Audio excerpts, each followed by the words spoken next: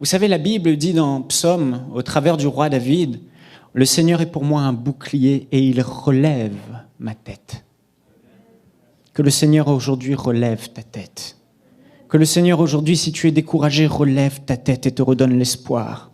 Que le Seigneur aujourd'hui, si tu es attaqué, accusé, maltraité par le diable, par les circonstances de la vie, que le Seigneur soit pour toi un bouclier, comme le roi David le disait, et qu'il relève ta tête aujourd'hui.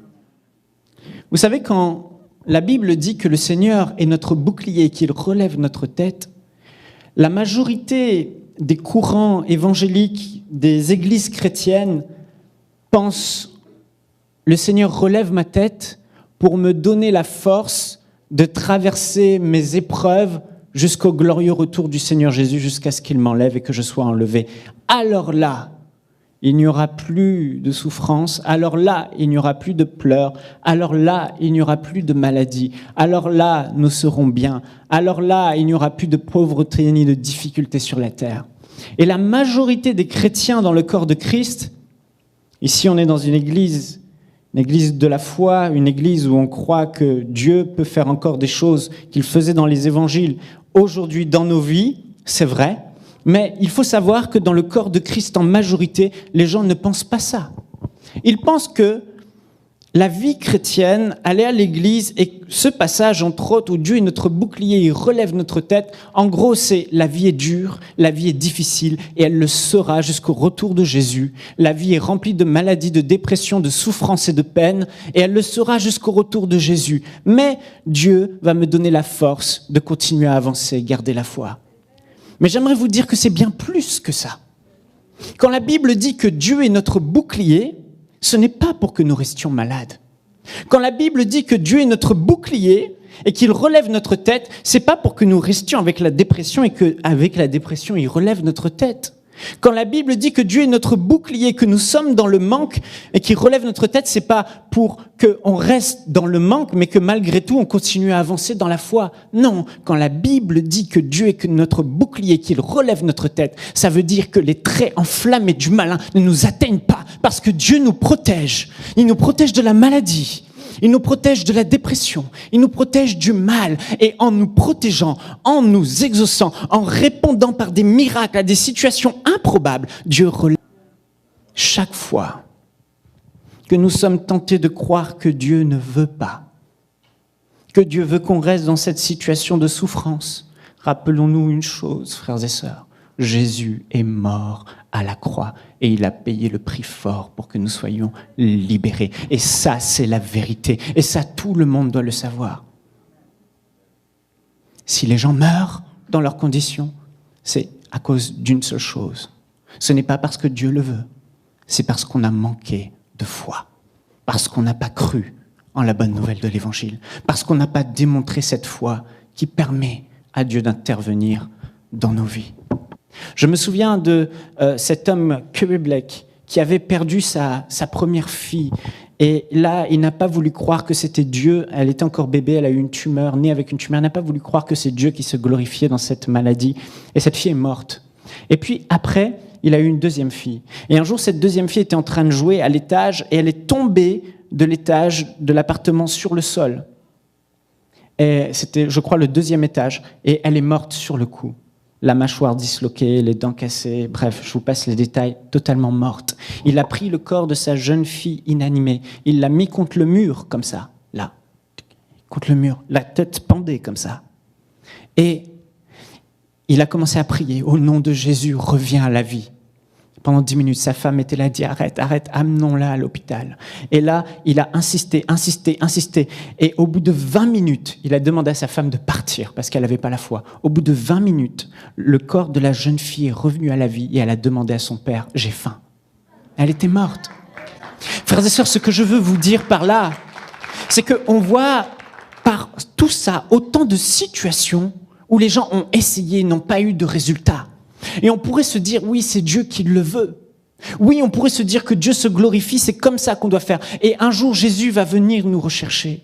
Mais Dieu veut nous encourager ce matin à nous avoir et à manifester ce qui fera la différence. C'est la manifestation de la foi. Quand viendrai-je, Jésus? Quand je reviendrai, trouverai-je la foi? A dit Jésus. Ce n'est pas parce que ça a échoué dans le passé que ça échouera encore. Ce n'est pas parce que vous n'avez pas eu le résultat de miracle dont vous avez besoin qu'aujourd'hui vous ne l'aurez pas encore.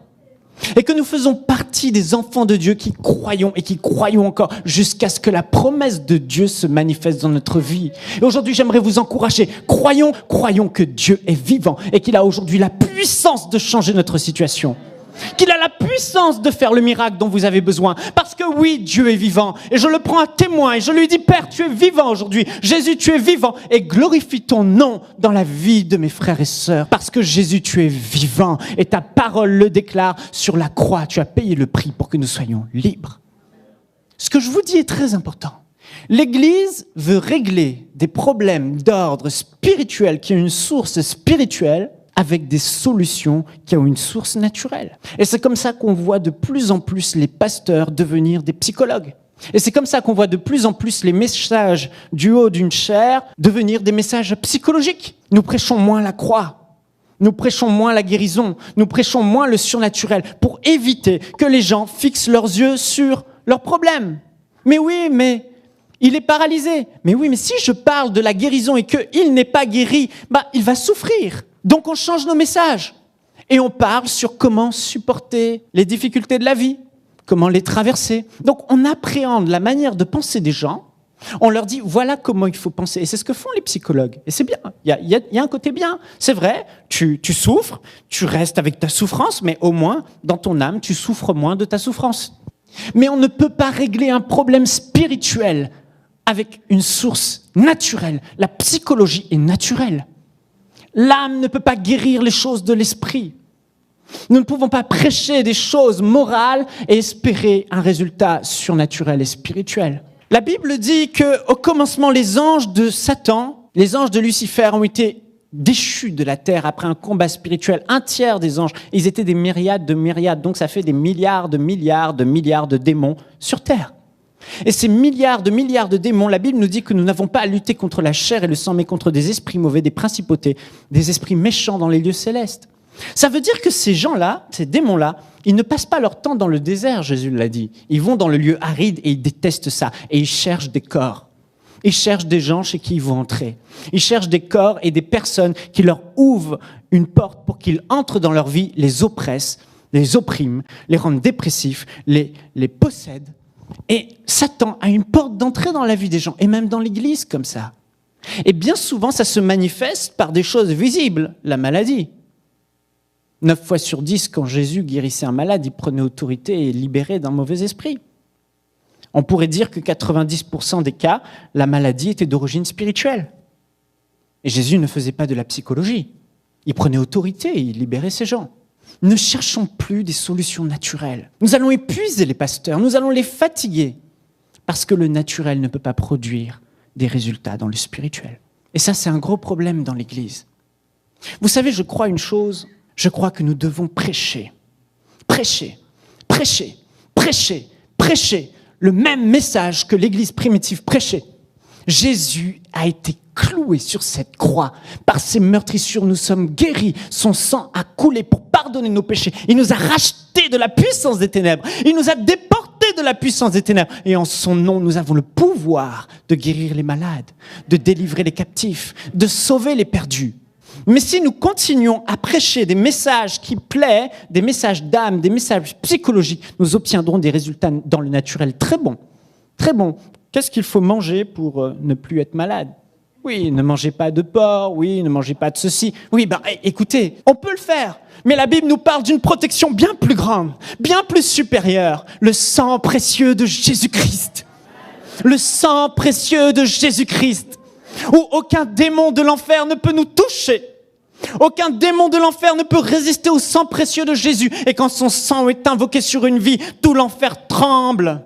La Bible dit qu'il a dépouillé les autorités, les principautés, les a livrées publiquement en spectacle, en triomphant d'elles par la croix, par son sang qui a coulé. Voilà une prédication spirituelle. Le sang de Jésus, le sang de Jésus, l'essence même de notre foi. La croix, la source même de ce en quoi nous croyons, de la puissance même de l'évangile, la croix.